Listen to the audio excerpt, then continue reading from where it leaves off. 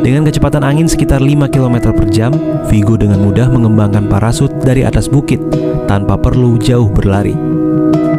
Begitu melayang, hamparan tebing, sawah, sungai, air terjun, dan lautan dapat kita nikmati dari ketinggian.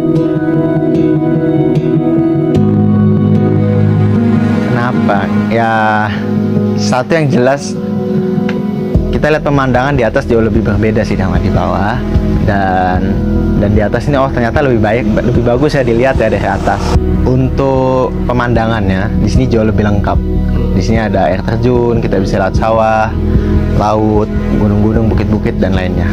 Untuk saya sih itu kelebihan di sini. Bicara mengenai hamparan tebing dan sawah di bawahnya, ternyata penyebab daratan ini terangkat adalah pertemuan lempeng Eurasia dengan Indo-Australia dengan kecepatan 4 mm per tahun. Sehingga terbentuklah morfologi amfiteater alami yang indah. Karena fenomena geologi itu pula banyak objek wisata air terjun terbentuk, seperti Curug Cimarinjung, Puncak Manik, dan Sodong. Hamparan batu di tebing dan curug ini juga bukti zaman Cretaceous atau Kapur pada 145 juta hingga 66 juta tahun lalu, dan zaman Pleistosen 2,5 juta tahun yang lalu. Karena itu UNESCO menyebutkan ini adalah daratan pertama di Pulau Jawa bagian barat.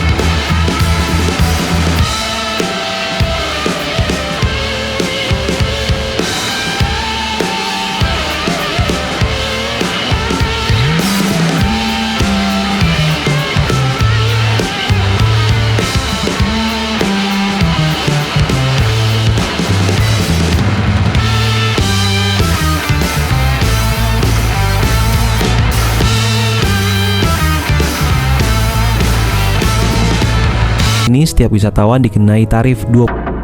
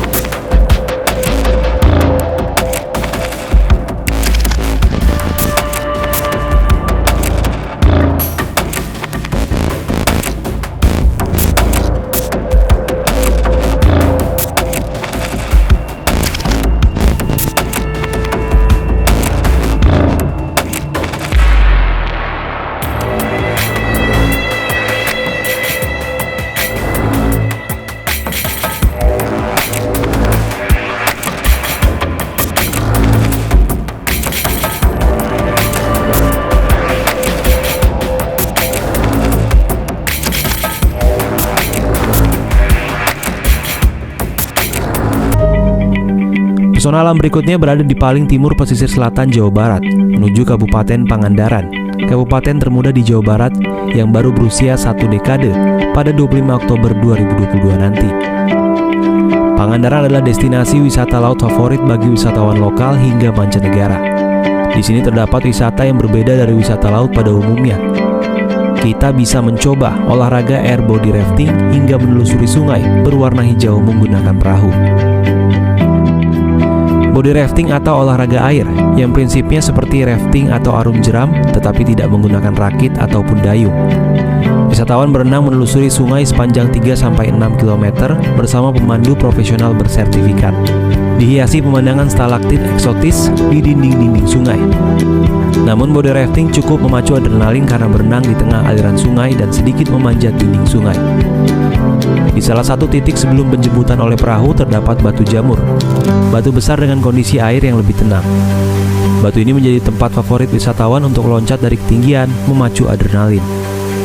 Hai, kita di Grand Canyon Pangandaran.